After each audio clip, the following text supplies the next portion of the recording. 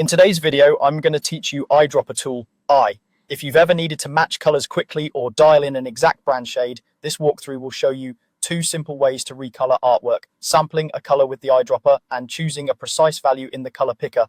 First, get the object ready. Click to select the shape, text, or group you want to recolor so it's highlighted.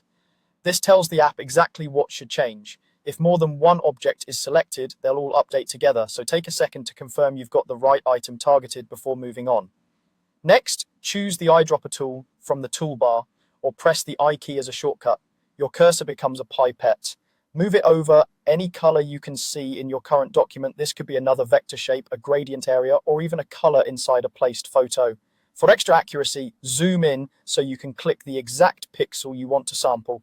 Now click. The selected object immediately adopts the color you clicked. It's fast and visual. What you see is what you get. The eyedropper samples the color at that point, so if you click a darker part of a gradient or a shaded area of an image, you'll pick up that precise tone. If you expected the stroke to change but the fill updated instead, check which swatch, fill or stroke is active in the toolbar before sampling. For precise control, use the color picker. Start the same way by selecting the object, then double-click the fill or stroke color box in the toolbar.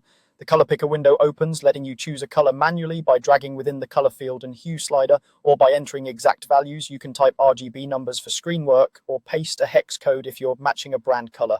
As you adjust, you'll see a live preview on the selected object so you can fine-tune until it looks right.